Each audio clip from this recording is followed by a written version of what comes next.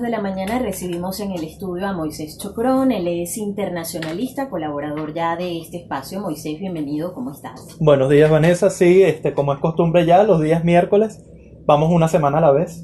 Exactamente. Y no, y es suficiente ir una semana a la vez porque de verdad que el mundo está incendiado y Latinoamérica se está volviendo loca. Bueno, y justamente ya que tocas el tema Latinoamérica, no sé si podemos empezar por hacer un balance de lo que ha ocurrido en Ecuador. El presidente de ese país terminó derogando el decreto que eliminaba el subsidio a los combustibles y por el cual se habían generado tantas protestas en ese país. Ahora, para ti, ¿hay un ganador en el desenlace de esta crisis? Además, ¿cómo queda Lenín Moreno en lo político? ¿Para ti quedaría débil para actuar, gobernar o tomar decisiones, sobre todo en el campo económico? Sí, bueno, Lenín Moreno venía actuando de una manera congruente con lo que el Estado ecuatoriano necesitaba. Viene de un proceso en el que se hizo mucho gasto público con Correa y trataba de nivelar el déficit fiscal que tenía, es decir, el Estado estaba recaudando menos impuestos de lo que estaba gastando. Y eso evidentemente es una distorsión, ¿no? Tanto del ejercicio del Estado como de la economía. Entonces, imprimiéndole, digamos, un poquito de seriedad y de coherencia a su país, él solicitó un crédito al Fondo Monetario Internacional y a otras instituciones financieras internacionales que ya había sido aprobado 4.000 millones de dólares y que se estaba negociando para que se aprobaran hasta 10.000 millones de dólares, es decir, 6.000 millones más.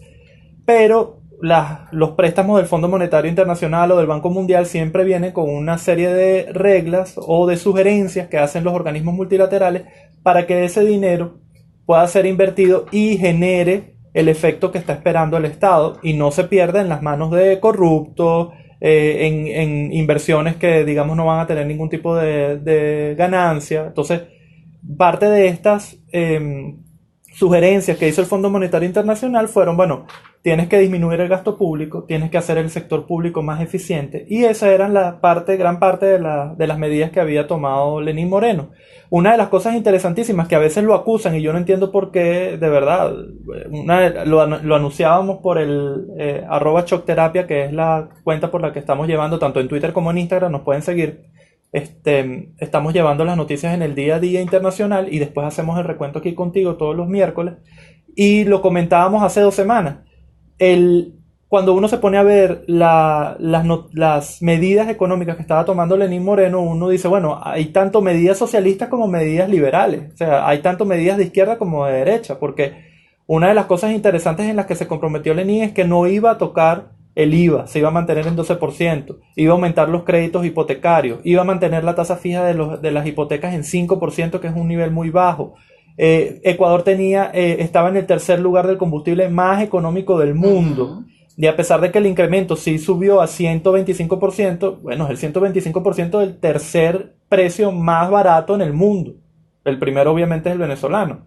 El, pero también había medidas como, por ejemplo, le voy a reducir los días de vacaciones a los empleados públicos de 30 días a 15 días. Sí golpea a los empleados públicos porque son 15 días menos de vacaciones anuales, pero por otro lado era el número de días de vacaciones que tiene el sector privado en Ecuador. Entonces no es una medida descabellada, es un poquito la sociedad ecuatoriana diciendo, bueno, sí, los empleados públicos que trabajan para nosotros y que nosotros le pagamos su sueldo, van a trabajar lo mismo que trabajamos los empleados privados para cualquier empresa aquí en Ecuador. Entonces, sí retrocedió, lamentablemente, se dio a las presiones, sobre todo de los indígenas, porque digamos que lo llevaba muy bien cuando eran nada más las manifestaciones de Quito y Guayaquil, pero cuando vinieron los indígenas, las manifestaciones se volvieron más agresivas, y por otro lado también tenía la presión internacional de no agredir a los pueblos aborígenes. Y eso también causó, digamos, revuelo en las noticias. Él cedió, al final el domingo se terminó reuniendo con los indígenas y terminó cediendo y diciendo, bueno, sí, vamos para echar para atrás todo el decreto. Pero es todo el decreto, no es nada más quitar el subsidio a los combustibles, porque además no es que estaba aumentando los precios, estaba quitando el subsidio, que es diferente. Es decir, el Estado en Ecuador, como aquí en Venezuela también, el Estado está pagando parte del precio de los combustibles que coloca tanto el transportista como la persona que tiene un carro, que el Estado está pagando parte de esa factura. Y yo siempre hago el símil Y es una de las cosas que trato de hacer con este proyecto de terapia de choque, es un poquito hacerlo más potable para el público en general y por otro lado abordarlo con un poquito más de humor. Y es como tener una bodega y meterle mano a lo que vende uno en la bodega. Y resulta que, bueno, un día agarras una harina pan, el otro día agarras un Un kilo de aceite. queso, el otro día un aceite y así vas. Y cuando llega el final de mes resulta que, bueno, de todas las ganancias que pudiste haber generado en tu bodeguita, durante el mes hay una buena parte que te comiste de esas ganancias porque estabas agarrando parte de ese dinero, de ese capital que tenías. Entonces, eso pasa con todos los países que producimos petróleo y terminamos subvencionando el precio de los combustibles. Le estamos metiendo mano a la caja chica de nuestra bodeguita. Se puede decir entonces que no hay ganador. No, no hay ganador, porque la sociedad ecuatoriana perdió la gran oportunidad de Ujú. empezar a hacer bien las cosas en términos macroeconómicos, pero por otro lado, lamentablemente Lenín Moreno perdió también mucho terreno político porque ahora demostró que cada vez que sale una manifestación de indígenas, él tiene que retroceder en sus políticas. Era coherente lo que estaba haciendo, quizás no lo hizo de la mejor manera. Algunas de las críticas que podemos tener es que anunció todo de un solo golpe, a pesar de que Ujú. iba a Era ser, progresivo. eran La políticas aplicación era progresivas progresiva. entre este año y el año que viene. O sea, ni siquiera era un solo año. Pero lo anunció todo de un solo golpe y parece que impactó muy mal en la opinión pública ecuatoriana. Vamos a cambiar de tema, Moisés, porque incluso lo habíamos prometido la semana pasada, el Brexit. Estamos casi que en la frontera para que termine esa prórroga que se había establecido para llegar a un acuerdo. Ahora, ¿qué es? ¿Cómo entender el tema del Brexit? ¿Cómo se llegó hasta ahí? ¿Y qué Ok, puede pasar de aquí en adelante? Porque mucho se ha intentado negociar, pero no se ha llegado a ningún acuerdo. sí. El tema no lo habíamos tocado previamente acá, pero es un tema bien extenso porque tiene mucha historia. Sí. Bueno, Inglaterra se une a la Unión Europea, pero no se une, nunca se unió por completo. Entra a la Unión Europea, pero no entra dentro de la zona euro. Ujú. Decide continuar con la libra esterlina como moneda porque es una moneda fuerte. Y además porque una de las principales actividades económicas que arroja ingresos al Estado del Reino Unido es el sector financiero. Y les conviene tener su propia moneda. El asunto es que, por ejemplo, sí se unieron a la Unión Aduanal, al Mercado Común, al Tratado de Schengen, que tiene que ver con el tránsito libre de personas en la Unión Europea, pero no a la zona euro. Y poco a poco se fue distanciando de la política europea porque no le permitía ejercer su propia política exterior con respecto a ciertos temas, sobre todo en su alianza con los Estados Unidos, que tiene que ver en muchos casos con guerras alrededor del mundo, con formas de presionar a ciertos actores en el mundo. Y la Unión Europea en ese caso es mucho más protocolar, administrativa, es decir, la forma como hace política exterior la Unión Europea es una forma más administrativa y más lenta que lo que está acostumbrado a hacer Reino Unido, que además tiene un peso específico militar y económico en el mundo.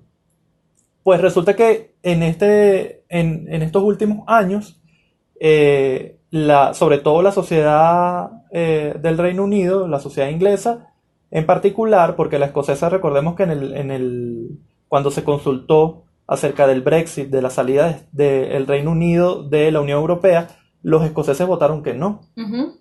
en su mayoría. Pero los ingleses votaron que sí. Y entonces ellos dicen, de cierto modo, esto va a traer, y es una de las cosas que yo creo que vamos a escuchar en los próximos años, va a traer nuevamente el tema de la independencia de Escocia. Porque ellos van a Exacto. decir, ¿por qué yo me tuve que salir si yo voté que no quería salirme, que para mí era beneficioso continuar en la Unión Europea? Solo porque los ingleses no están de acuerdo con eso. Y son mayoría dentro del Reino Unido.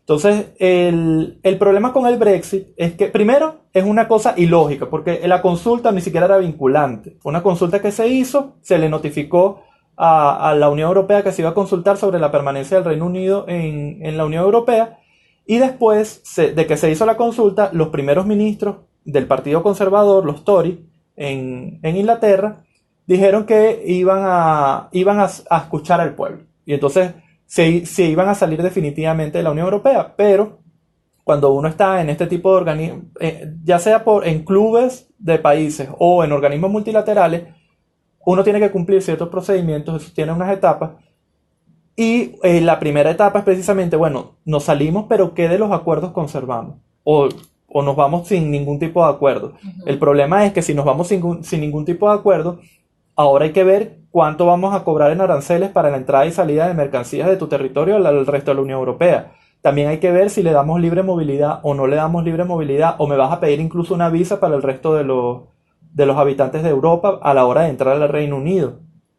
Y una de las cosas que más preocupaba en los últimos meses, tanto a Europa como a los ingleses, es que tienen la mayor parte de las fronteras entre el Reino Unido y Europa es marítima, pero tiene una frontera terrestre entre Irlanda del Norte y la República de Irlanda. Entonces, ¿cómo hacer para que la gente que está en la República de Irlanda, que es independiente, que es un país soberano, un estado soberano, cómo hacer para que entraran en el territorio de Irlanda del Norte, que es parte del Reino Unido y es una frontera terrestre? Es decir, vamos a pedirle requisitos, vamos a exigirles una visa.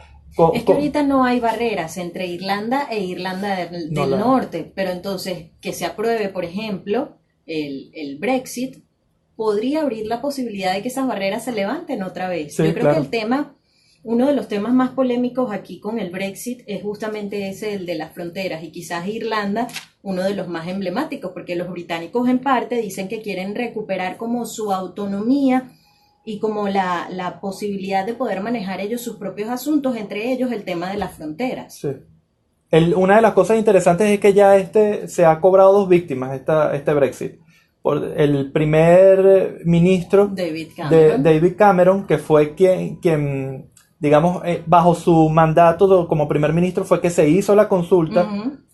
Nuevamente recalco, una consulta no vinculante, es decir, no tenían por qué hacer nada, era nada más una consulta popular acerca de la Unión Europea y la permanencia del Reino Unido dentro de la Unión Europea. Pero David Cameron, siendo conservador, dijo que lo que él prefería o lo que él veía mejor era que el Reino Unido permaneciera dentro de la Unión Europea. Dentro de su partido se le respetó que él tuviera esa posición, pero fue precisamente Boris Johnson, dentro del partido, el mismo partido conservador, los Tory, fue él el que lideró la campaña para salir, el Brexit. Es decir, dentro del mismo partido de conservadores había 2 posturas: quedarnos en la Unión Europea o salirnos de la Unión Europea. Resulta que después de David Cameron viene la señora May, Theresa May. David Cameron básicamente renunció porque su propuesta de continuar en la Unión Europea no fue la que al final dijo, básicamente fue como un acto moral, dijo, perdí la conexión con el pueblo del Reino Unido, no vale, de verdad que no vale la pena que yo siga siendo primer ministro de un pueblo que ya no se conecta conmigo, entonces yo voy a dimitir. Propuso a Theresa May. Theresa May dijo, bueno, yo voy a continuar adelante el Brexit porque es lo que dijo la gente y nosotros estamos dispuestos a hacerlo. No logró un consenso interno porque una cosa es tener el consenso con Bruselas, con la Unión Europea, y otra cosa es que lo apruebe el Parlamento interno del Reino Unido. El consenso interno no lo logró y ella el año pasado decidió también dimitir. Y dijo, no, bueno, yo también me voy porque no estoy logrando yo tener la solución del problema del Brexit. Cuando asume el señor Boris Johnson, que además fue el principal impulsor de la idea de salir de la Unión Europea, resulta que a él se le está haciendo igual de difícil, pero no tanto por su parlamento interno, sino ahora, en caso contrario, es con Bruselas. No está llegando a acuerdos con Bruselas. Y Bruselas está poniendo de su parte, porque ya se suspendió, en mayo de este año se suspendió el Brexit por no haber llegado a acuerdos. Luego, ya ahorita este mes, ya para el día sábado, este sábado debía haberse tenido un acuerdo entre Inglaterra y Bruselas, es decir, Bruselas es el centro administrativo de la Unión Europea. Y como se ve que no se logró, Bruselas dijo, tranquilo, no hay problema, vamos a hacer una cosa. Como yo sé que tú estás teniendo problemas a lo interno, le dijo a Boris Johnson, vamos a hacer una cosa, yo te lo voy a dejar hasta el 31 de este mes para que tú logres el acuerdo. Entonces ya se ha prorrogado 2 veces. Sí, vale la pena decir que por una ley que se publicó en septiembre pasado, si Boris Johnson no logra el acuerdo con la Unión Europea, tiene que suspender la salida, tiene que suspender el Brexit hasta enero del año que viene. Y de cierto modo yo creo que él ya está preparándose para hacer eso. Sí, de hecho, esta semana una de las cosas, rapidito, un paréntesis acá, ese señor hizo algo terrible para lo que representa la democracia digamos, la forma de gobierno de monarquía parlamentaria que tiene el Reino Unido, que fue solicitar la suspensión del Parlamento, que es una medida básicamente protocolar que se hace cuando un primer ministro está asumiendo el gobierno, porque va a sacar una propuesta y digamos por mantener una calma y una estabilidad mientras saca esa propuesta legislativa para el año que va a gobernar. Pero resulta que lo que propuso fue cerrar el Parlamento usando esa excusa para que no se discutiera el acuerdo del Brexit y poderlo hacer, llegar a un acuerdo con Bruselas sin necesidad de que pasara por el Parlamento inglés. Y obligó a la reina de Inglaterra a aceptar eso. Es decir, la reina de Inglaterra, que es la única que puede suspender el Parlamento, se vio inmiscuida en este tema político. Una de las cosas que yo reflexionaba hace una semana es, bueno, ¿hasta qué punto? Porque la reina de Inglaterra no es la jefa de Estado, más no de gobierno.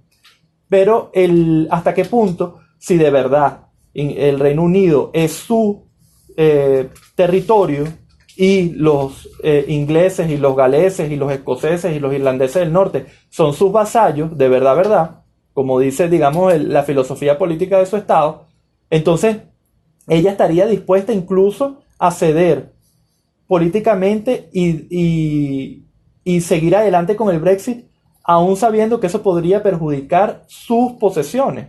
Entonces, ¿hasta qué punto está la monarquía dispuesta a aceptar las condiciones de los primeros ministros conservadores en Inglaterra? Es Moisés Chocrón, internacionalista, esta mañana con nosotros. En estos últimos minutos, Moisés, vamos a enfocarnos en un conflicto complejo, además de larga data, estamos hablando de por lo menos 8 años, lo que está ocurriendo en Siria. Capaz es muy difícil de entender, pero por lo menos tratar de contextualizar cuáles son esos actores que están involucrados en este conflicto, porque hay una nueva escalada en este conflicto y bueno, exacto, quiénes son los que participan, los que están involucrados y las repercusiones de esto que está ocurriendo en este momento. Sí, puede ser difícil de entender porque es un tema complejo, sí, y ya tiene años. Al principio esto se trataba de una guerra interna civil entre los que estaban a favor de Bashar al-Assad, que básicamente es el gobierno de Bashar al-Assad, y los que estaban a favor de la democracia. ¿Qué es lo que pasa? Cada vez que uno empieza a hablar del tema sirio, uno tiene que irse más atrás y más atrás y más atrás. Pero vamos a tratar de partir desde este milenio y vamos a hablar de la primavera árabe. Comienza el proceso de democratización a través de redes sociales, internet, sobre todo con el impulso de estos medios, de democratizar a los países del Magreb. Ese es el norte de África y un poco la península arábiga.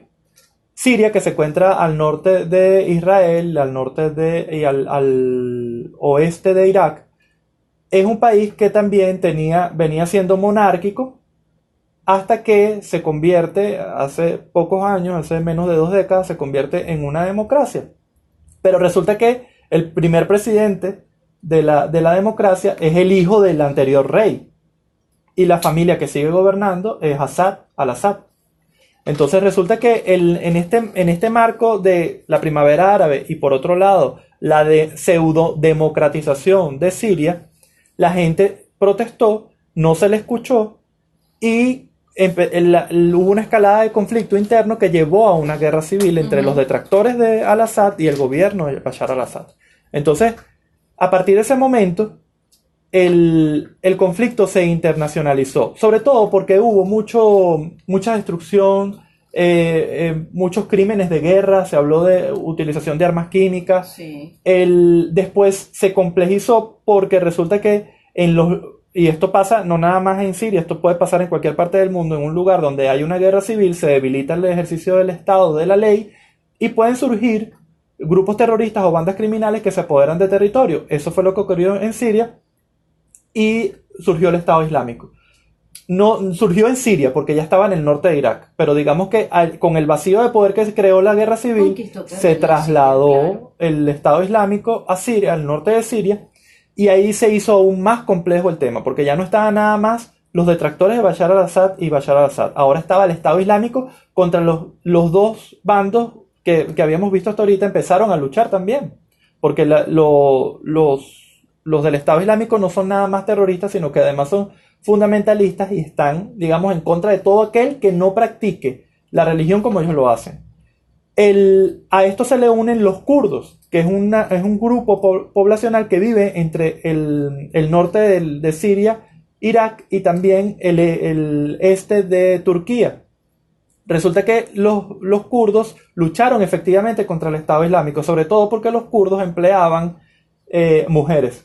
Y una de las cosas que no hacen los fundamentalistas islámicos es combatir a mujeres, porque hay un tema de religión y leyes religiosas que dicen, bueno, si matas a una mujer, entonces ya no eres un mártir, ya no puedes acceder a este tema religioso de me voy al cielo y las 40 vírgenes y tal. Entonces, ¿qué es lo que ocurre? Cuando entran los kurdos, y además los kurdos empiezan a exigir, porque dicen, bueno, yo estoy liberándote a tu país del problema que ustedes causaron, yo merezco ya tener un territorio, que es lo que se llama el Kurdistán, que eso no existe formalmente, eso no es un estado, pero es como una querella que tiene el pueblo kurdo. Ahí quien saltó, el primerito en saltar fue Turquía. Dijo, no, está bien, tú estás muy bonito tú lo que estás haciendo luchando contra el Estado Islámico, pero hablar del Kurdistán ya me está empezando a molestar a mí, porque yo tendría que ceder, porque el Kurdistán contempla el este de Turquía, el norte de Irak y el norte de Siria.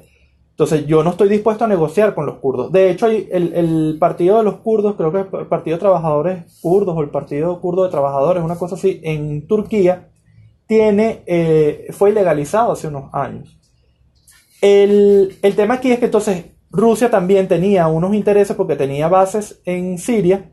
Estados Unidos también, evidentemente, apoyando el tema de la primavera árabe y acabar un poco con este tipo de monarquías o sistemas poco democráticos. Y también para tener más aliados en la región, porque obviamente se trata de un tema de posicionamiento geopolítico.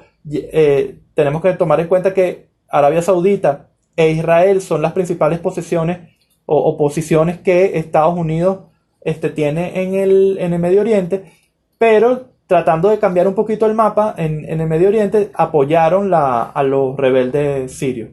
¿Qué es lo que está pasando en esta última etapa? Ya el Estado Islámico básicamente ha sido desplazado por completo. Los combates entre el gobierno de Bashar al-Assad y los detractores de su gobierno también se han mantenido, digamos, estables, con las mismas posesiones territoriales, pero resulta que los kurdos ganaron mucho terreno en el norte de Siria y Turquía decidió entrar al territorio de Siria y empezar a combatir a los turcos. Estados Unidos dijo, no, tú tienes que salirte del territorio de Siria. Pero Rusia está también en Siria y dice, bueno, ya va, nosotros estamos apoyando al gobierno, y si los kurdos están en contra del gobierno de Bashar al-Assad, nosotros también los vamos a combatir.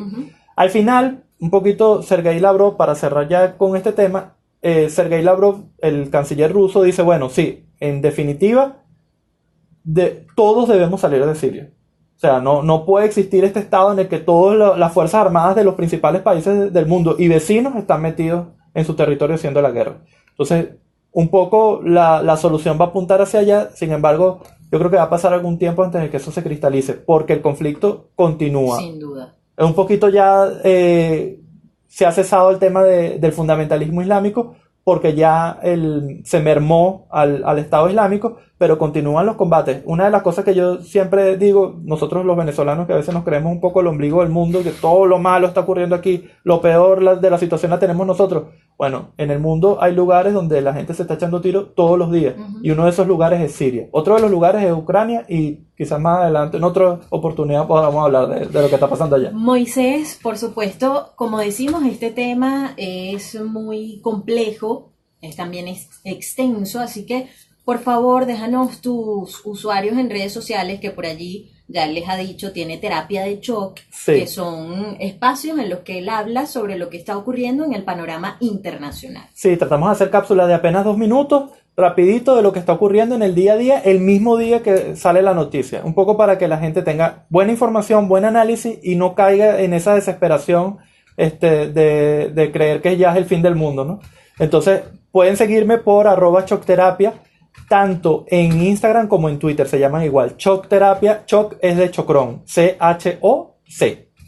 Bueno, y aquí te esperamos el próximo miércoles, Moisés. Como siempre, Aquí gracias por estaremos. estar con nosotros. Será Moisés Chocrón, internacionalista, 8:42 de la mañana. Vamos a identificar a las emisoras que nos acompañan a través del circuito digital Kiss. Escuchamos música, One Direction con Story of My Life, y regresamos para conversar con Ariana Araujo, nutricionista y creadora de Método Coma. Es que es muy complejo, eso hay que dedicarle como un programa completo. Sí. La entrevista con Ariana está grabada. El mismo código Bueno, de la siempre. gente que me sigue en Instagram, que ahorita nos están viendo 3, pero yo voy a colgar esto. Yo voy a colgar esto para que lo vea la Literal, gente. 3 pelagatos. 3. No, mentira, no son pelagatos. No, pero es que es una Importante la comunidad, se conectó. es una comunidad que está creciendo, nuevecita. Ya somos un poquito más de 100, pero tenemos nada más 2 semanas, así que no está tan mal. Coma, ¿no? End.coma. Y igual el video va a quedar permanentemente en la cuenta para que puedan entrar y revisar estos 3 temas de los que hablamos hoy y sugerir nuevos temas. Bueno, ya crecimos a 4. Mira, y 4 personas. yo así burda de chismosa, pues, y metida donde no me llaman. Esperen pronto canal en YouTube de... Sí. Ok. Oye, vale, Vanessa, eso era un secreto. Se me sale vale. lo chismosa con título. Sí, va a haber un canal en YouTube para poder tomarme un poquito más de tiempo. Porque ustedes saben, y bueno, ya Vanessa lo está aprendiendo, que a mí hay que darme... Una cosa es que me hagas la pregunta y ya después tienes que darme golpe para que me calle. Para que se calle. Y yo veía a Vanessa ver la hora y yo, ay, sí, es verdad que ella tiene que... En teoría hay que identificar a las 8:30, pero... A las 8:30 y me pasé como 14 minutos.